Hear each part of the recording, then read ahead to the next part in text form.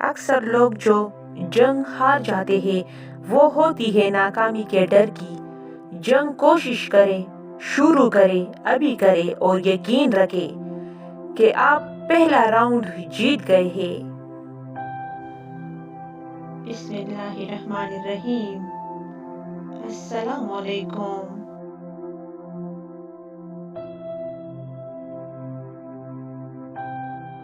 انتظار نہ کریں، صبر کا کوئی وقت ہوتا ہے اور صبر کی کوئی جگہ ہوتی ہے۔ جب آپ نے ہر ممکن طریقہ آزما لیا ہو اور حل کے جتنے بیج بو سکتے تھے بو لیے ہیں، لیکن اگر آپ آرام سے بیٹھے رہے اور مسئلے کے خود بخود حل ہونے کا انتظار کرتے رہے تو صبر کوئی خوبی نہیں ہے۔ اگر آپ بے روزگار ہیں تو یہ امید نہ کریں کہ فون کی گھنٹی بجے گی یا معجزانہ طور پر کوئی خط آئے گا جس میں ملازمت کی پیشکش ہوگی۔ اس بات کی امید نہ رکھیں کہ حکومت آپ کو فون کر کے ملازمت دینے کی پیشکش کرے گی۔ یونین سے بھی یہ امید نہ رکھیں کہ فون کرے گی اور ملازمت کی پیشکش کرے گی۔ کمپنی سے بھی یہ امید نہ رکھیں کہ وہ فون کر کے دوبارہ آپ کو کام پر بلائے گی۔ اگر ایسا ہو جائے تو کیا ہی بات ہوگی، لیکن ایسا ہونے کا صرف انتظار کرنا سب سے برا کام ہو سکتا ہے۔ کچھ مسائل میں وقت گزرنے کے ساتھ ساتھ بڑھتے جانے کی صلاحیت ہوتی ہے۔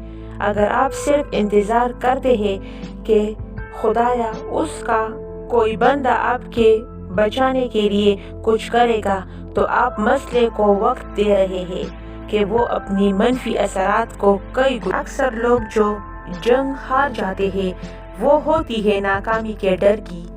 جنگ کوشش کریں، شروع کریں، ابھی کریں اور یقین رکھیں کہ آپ پہلا راؤنڈ جیت گئے ہیں۔ صدر جانس کی انتظامیہ میں وفاقی حکومت نے نیو یارک شہر میں ساؤتھ میں کچھ بلاک خریدے۔ صدر نے اعلان کیا کہ اس کچی آبادی میں بہت سی اونچی عمارت گرا دی جائے اور سرکاری خرچ سے ایک نیا ماڈل شہر تعمیر کیا جائے۔ وفاقی حکومت کے اس خریدے گئے زمین کئی سال بعد اس علاقے میں گیا اور کیا دیکھا کہ عمارت اب بھی خالی تھی، کھڑکیاں اب بھی ٹوٹی ہوئی تھی اور وہ علاقہ اسی خستہ حال میں تھا۔ صورتحال بالکل بھی نہیں بدلی تھی۔ ساؤتھ اب بھی انتظار کر رہا تھا۔ انتظار کرنا وقت اور موقع کو برباد کرنا ہے اور انتظار کرنا اپنی لیڈرشپ کو ان طاقتوں کے حوالے کرنا ہے۔ ہو سکتا ہے کبھی آپ کی مدد نہ کرے۔ اگر آپ اپنا مسئلہ حل کرنا چاہتے ہیں تو کسی کی مدد کا انتظار نہ کریں، اس سے خود نمٹیں۔ اس وقت اتنا سمجھ لیں کہ اپنے مسئلے کو مینیج کرنا صرف آپ کی ذمہ داری ہے۔ کسی اور سے یہ امید نہ رکھیں کہ وہ آپ کے لیے یہ کام کرے گا۔ خدا کی طرف دیکھیں اور اپنی صلاحیتوں کی طرف دیکھیں۔ اگر آپ دوسروں سے یہ امید لگائیں گے کہ وہ آپ کو بچائیں گے تو آپ کے ہاتھ میں صرف مایوسی آئے گی۔ اس سے بھی بری بات یہ ہے کہ اسی مایوسی کے نتیجے میں آپ بدمزاج بن سکتے ہیں۔ مسئلے کو بڑھائے مت۔ ہمارے پاس کسی مسئلے کو پہلے سے چھوٹا یا بڑا بنانے کی طاقت ہوتی ہے۔ ہم مثبت یا منفی رد عمل کے ذریعے ایسا کرتے ہیں۔ نارمل رد عمل یہ ہوتا ہے کہ ہم اس مسئلے سے خوف محسوس کرتے ہیں۔ خوفزدہ لوگ مشتعل لوگ بن جاتے ہیں۔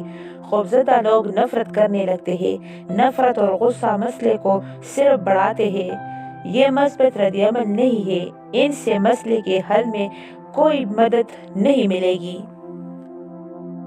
تو آپ کا وزن زیادہ ہے، زیادہ کھانے کی وجہ سے خود سے نفرت نہ کریں۔ اس سے آپ کو ذرا بھی مدد نہیں ملے گی۔ کیا آپ بے روزگار ہیں؟ کمپنی سے نفرت نہ کریں کہ اس نے آپ کو نوکری سے نکال دیا۔ اسی طرح اپنے ملک سے نفرت نہ کریں کہ وہ آپ کو نوکری نہیں دے رہا ہے۔